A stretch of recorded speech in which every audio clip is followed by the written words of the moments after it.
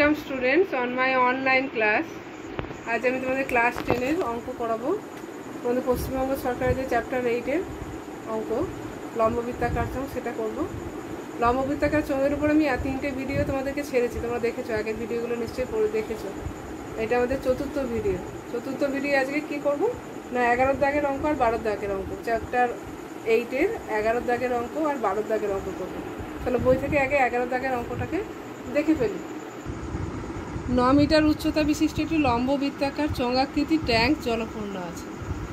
6 centimetre দৈর্ঘ্যের ব্যাসের একটি পাইপ দিয়ে মিনিটে 225 মিটার বেগে জল বের হয়। তাহলে 36 মিনিটে ট্যাঙ্কটির সমস্ত জল বেরিয়ে যায়। ট্যাঙ্কটির ব্যাসের দৈর্ঘ্য হিসাব করে নেই। আমি একটু বুঝিয়ে দিই তোমাদেরকে, বোর্ডের দিকে তাকাও। অঙ্কতে একটা ট্যাঙ্ক আছে, তাই তো? ট্যাঙ্কে কি আছে? জলপূর্ণ আছে, পুরো জল ভর্তি আছে। ট্যাঙ্কটার উচ্চতা কত বলে দিয়েছে? ট্যাঙ্কটার উচ্চতা বলে দিয়েছে 9 মিটার। উচ্চতা হচ্ছে 9 মিটার। আচ্ছা, ব্যাসটা বলা নেই, ব্যাসটাকে আমি ধরে নেব 2r। তাহলে এই ট্যাঙ্কটার মধ্যে কতটা আয়তনের জল আছে সেটা আমি বার করে নিতে পারবো।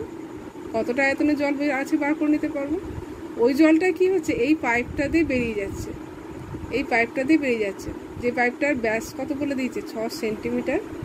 এখানে মিটার এককে আছে, এটা কিন্তু সেন্টিমিটার এককে আছে, তাই এককগুলোকে একই এককে চেঞ্জ করব। আর মিনিটে কতটা দৈর্ঘ্যের জল বেরিয়ে যাচ্ছে? মিনিটে যতটা দৈর্ঘ্যের জল বেরিয়ে যাচ্ছে সেটা হচ্ছে 225 মিটার 1 মিনিটে। মানে এই পাইপ দিয়ে যে জলটা বেরিয়ে যাচ্ছে সেটা চোঙাকৃতি জলই তো বেরোবে। সেটা কতটা জল বেরিয়ে যাচ্ছে না, 225 মিটার দৈর্ঘ্যের জল বেরিয়ে যাচ্ছে। তাহলে এই যে জলটা বেরিয়ে যাচ্ছে, এই জলটা বেরিয়ে যেয়ে কী হচ্ছে, ট্যাঙ্কটা খালি হয়ে যাচ্ছে। খালি হতে কত সময় লাগছে না, 36 মিনিট।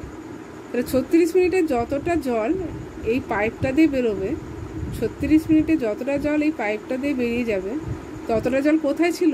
ততটা জলই এই ট্যাঙ্কের মধ্যে ছিল। তাহলে ট্যাঙ্কের জলের আয়তনটা কার আয়তনের সঙ্গে সমান হয়ে যাবে? 36 মিনিটে এই পাইপ দিয়ে নির্গত জলের আয়তনের সঙ্গে সমান হয়ে যাবে। 36 মিনিটে ওই পাইপের মধ্য দিয়ে নির্গত জলের আয়তনের সঙ্গে সমান হয়ে যাবে, তাই তো? তাহলে প্রথমে বার করবো এই ট্যাঙ্কটাতে কতটা জল আছে, তারপরে বার করবো কি এই পাইপ দিয়ে 36 মিনিটে কতটা জল বেরিয়ে যাচ্ছে সেটা বার করবো। অঙ্কটা পাট করে করে চলবো।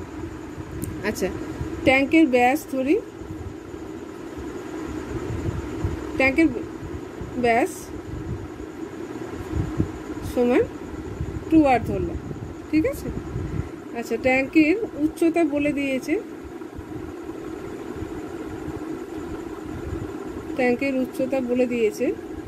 কত? 9 মিটার। তাহলে ট্যাঙ্কের জলের আয়তন কত হবে? চোঙাকৃতি তো, তাই ফর্মুলা কী হবে? পাই r স্কোয়ার h। পাই মানে হচ্ছে, পাই থাক, এখন কাটাকাটি করে দেবো পরে। আর এর মানটা আর থাকবে, এটা আমাকে বার করতে হবে। এইচটা হচ্ছে 9 মিটার। তাহলে এককটা কী হয়ে যাবে? এককটা হয়ে যাবে ঘন মিটারে, কারণ 9টা যেহেতু মিটারে ছিল তাই আমি এককটা ঘন মিটারই করলাম। আচ্ছা, এবারে পাইপটা, তাহলে ট্যাঙ্কটাতে এই পরিমাণ জল ছিল, এই পরিমাণ জলটা বেরিয়ে যাবে। এর কী দিয়ে বেরোবে? পাইপ দিয়ে। তো পাইপের ব্যাস কত?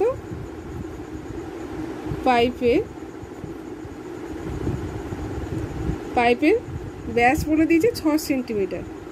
তাহলে পাইপের ব্যাসার্ধ কত? একবারে ব্যাসার্ধ করি। পাইপের ব্যাসার্ধ 6/2 সমান 3 সেন্টিমিটার। 1 মিনিটে নির্গত জলের দৈর্ঘ্য কত? 1 মিনিটে নির্গত জলের দৈর্ঘ্য হচ্ছে 225 মিটার। দৈর্ঘ্য হচ্ছে 225 মিটার। আচ্ছা, এটা সেন্টিমিটারটাকে মিটারে চেঞ্জ করে দিই। 3 সেন্টিমিটার ব্যাসার্ধ ছিল, সেটা মিটারে চেঞ্জ করলে কত হয়ে যাবে? 3/100 মিটার হয়ে যাবে। আচ্ছা, তারপরে কি করলাম? 1 মিনিটে নির্গত জলের দৈর্ঘ্য হচ্ছে এত মিটার। তাহলে 1 মিনিটে নির্গত জলের আয়তন কত হবে? নির্গত জলের আয়তন হবে বলো পাই আর স্কোয়ার এইচ। পাই আর স্কোয়ার এইচ করেই করবো, সমান কত হয়ে যাবে?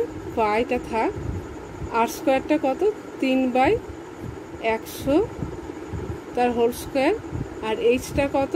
200। কতটা দৈর্ঘ্যের জল বেরিয়ে যায়? 225 মিটার, তাই 225 মিটার। আচ্ছা, কতক্ষণ এই ট্যাঙ্কটা খালি হয়েছে? ট্যাঙ্কটা খালি হতে কত সময় লেগেছে? না 36 মিনিট। 36 মিনিট দিয়ে জল এই পাইপ দিয়ে নির্গত হয়েছে। তাহলে 36 মিনিটে, 1 মিনিটে এই পরিমাণ জল নির্গত হয়। 36 মিনিটে নির্গত জলের আয়তন তাহলে কত হবে? একে 36 দিয়ে গুণ করব।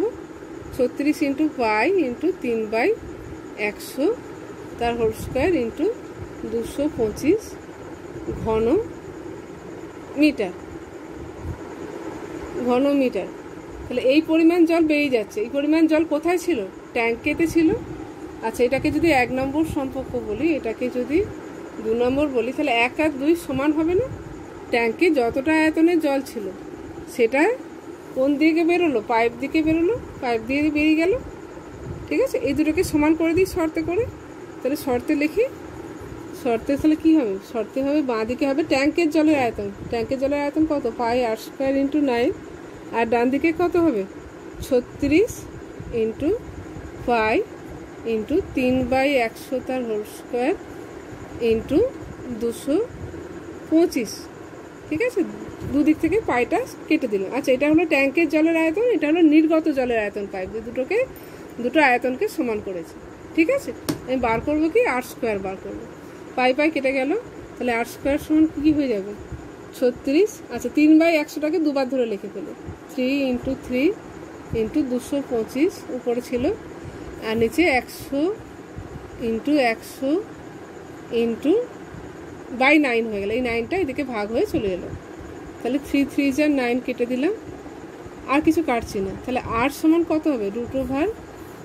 √36 গণিত 225 বাই 100 গণিত 100।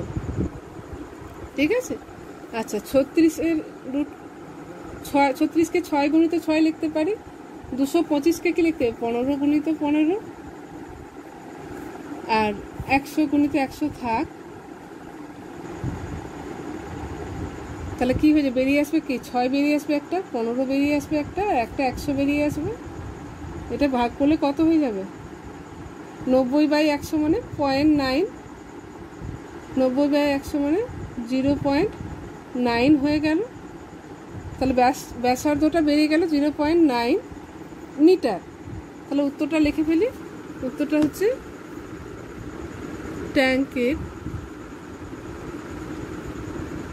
ট্যাঙ্কের অতএব সাইনটা দিই, ট্যাঙ্কের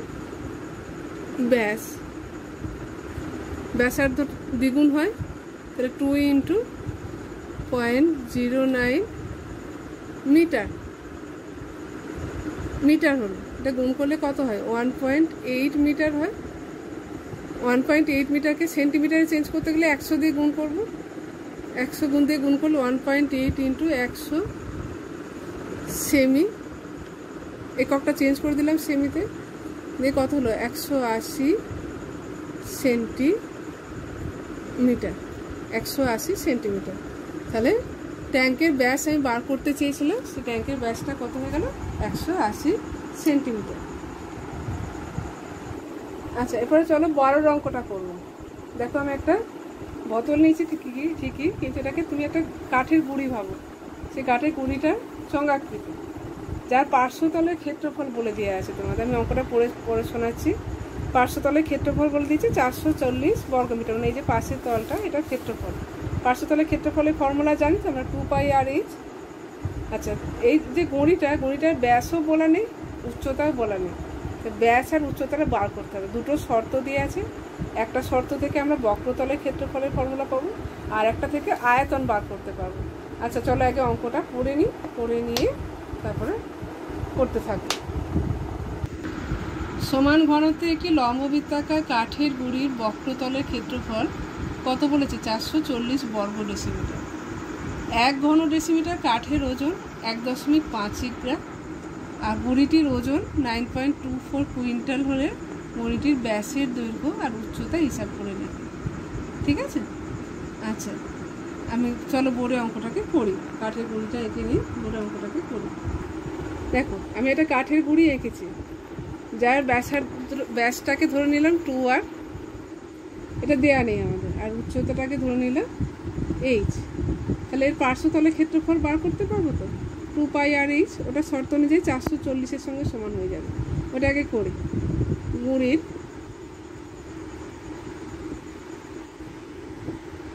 পার্শ্বতলের ক্ষেত্রফল, পার্শ্বতলটাই তো বক্রতল, তাই বক্রতল মানে পার্শ্বতলের ক্ষেত্রফল বার করছে। পার্শ্বতলের ক্ষেত্রফলের ফর্মুলা তোমরা জানো, কি হয় বলো? 2πr/h, 2πr/h। আচ্ছা, আরটা হচ্ছে ব্যাসার্ধ আর এইচটা হচ্ছে গুঁড়িটার উচ্চতা, বললাম একটু আগে। আচ্ছা, গুঁড়ির তাহলে শর্তে কি লিখতে পারি? শর্তে এটা পার্শ্বতলের ক্ষেত্রফল পেলাম 2πr/h, এটা কার সঙ্গে সমান হয়ে যাবে? দেখো বইয়ে দেওয়া আছে, এটা বলে দিচ্ছে 440 বর্গ ডেসিমিটার। তাহলে এটা 440-এর সঙ্গে সমান করে দিলাম। আচ্ছা, 2টা দিয়ে ভাগ করে দিলে কি হবে? πr/h সমান পেয়ে যাবো, 2 দিয়ে ভাগ করে দিলাম এদিকে, তাহলে 220 হয়ে যাবে না? 220, এটাকে আমি 1 নম্বর সম্পর্ক বলে ছেড়ে দিলাম। এখন থাক, এটা পরে কাজে লাগাবো। এরপর একটা মজার জিনিস দিয়ে আছে যে 1 ঘন ডেসিমিটার কাঠের ওজনটা দিয়ে আছে 1.5 কিগ্রা। আমি ওটাকে উল্টে লিখছি, 1.5 কিগ্রা।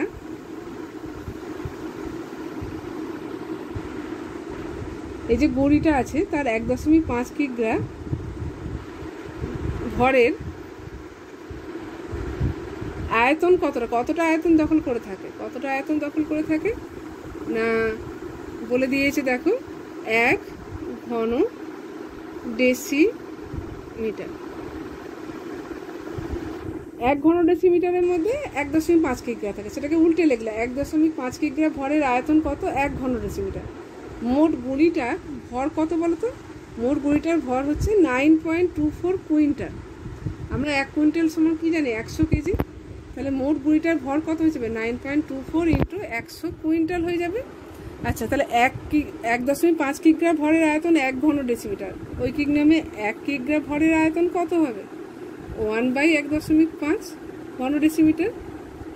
গুঁড়িটার মোট আয়তন কত না 9.24 কুইন্টাল। এটাকে 100 দিয়ে গুণ করলে কি হয়ে যাবে? কেজি হয়ে যাবে বা কিগ্রা হয়ে যাবে।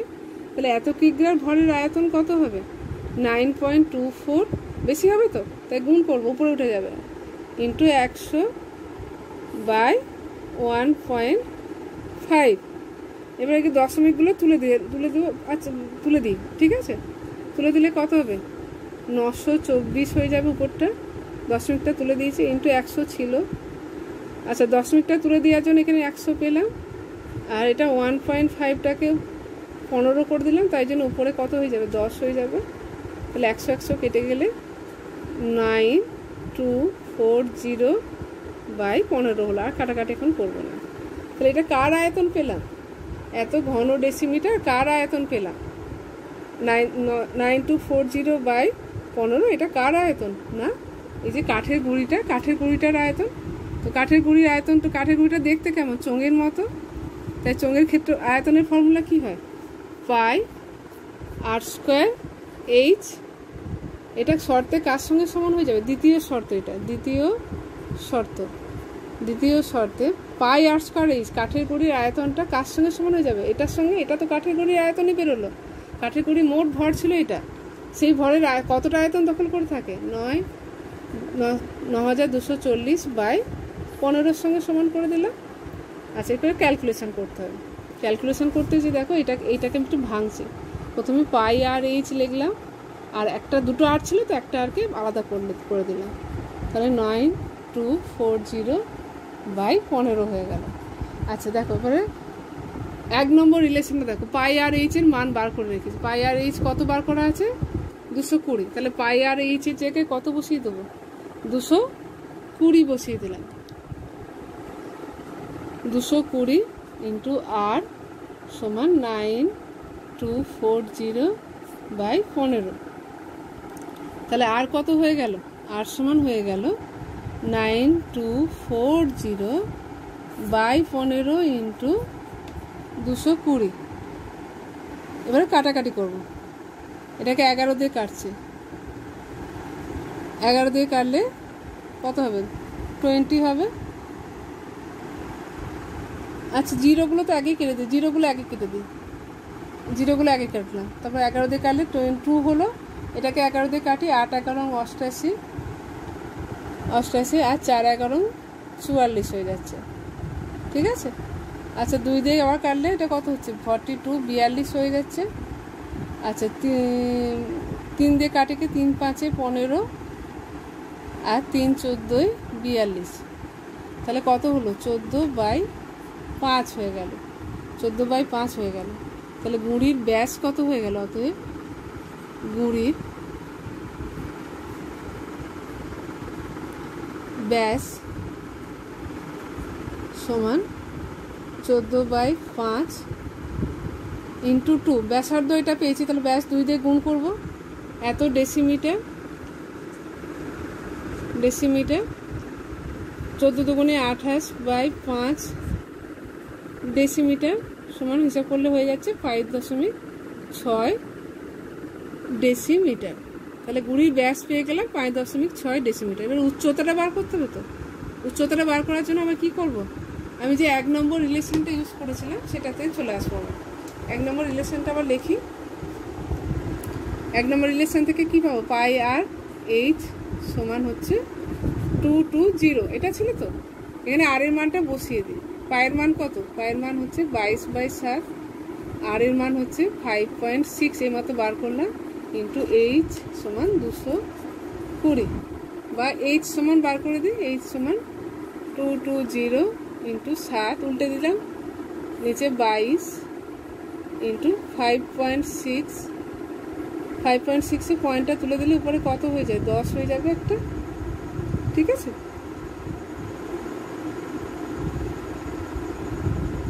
আচ্ছা, এবারে কাটাকাটি করব। এবারে কাটাকাটি করব। কী করে করব? আচ্ছা, 2 11 দিয়ে কাটলে 2, সরি একটুখানি গন্ডগোল হয়ে গেছিলো। তারপরে আচ্ছা, আরেকটা যেটা গন্ডগোল হয়েছে সেটা হচ্ছে আর এর মানটা বসাতে ভুল করলাম। তো আর এর মানটা 5.6 নয়, 2 আরটা 5.6 ছিল। আর এর মানটা তাহলে কত হয়ে যাবে? একটু মুছে দিলাম এখানটা। আর এর মানটা আমাদের ছিল 14/5, 14/5 ছিল। তাহলে এইচ সমান কী হয়ে যাবে? 220 ইন্টু 7 ইন্টু 5/22 ইন্টু 14, 22 ইন্টু 14, নিচে 220 ইন্টু 5 ইন্টু 7 বাই নিচে 22 ইন্টু 14। এবার 22 দিয়ে 220-কে কাটলে কত হবে? এটা 10 হয়ে যাচ্ছে, 22-একে 22, 22 10-এ ওটা হয়ে যাচ্ছে 7 দুগুণে 14, 2 5-এ 10। তাহলে কত হলো? 5 5-এ 25। তাহলে উচ্চতা কত হয়ে গেল গুঁড়ির? অতএব গুঁড়ির উচ্চতা হয়ে গেল 25 ডেসিমিটার, 25 ডেসিমিটার। তাহলে দুটো জিনিস আমি পেয়ে গেলাম। কী পেয়ে গেলাম? গুঁড়ির ব্যাস পেয়ে গেলাম 5.6 ডেসিমিটার, আর গুঁড়ির উচ্চতা পেয়ে গেলাম 25 ডেসিমিটার। এই দুটো আমাকে জানতে চেয়েছিল। তাহলে আজকে এই পর্যন্তই থাকলো। ভালো লাগলে লাইক করো, শেয়ার করো। পরে ক্লাসে আবার দেখা হবে পরের অঙ্ক নিয়ে।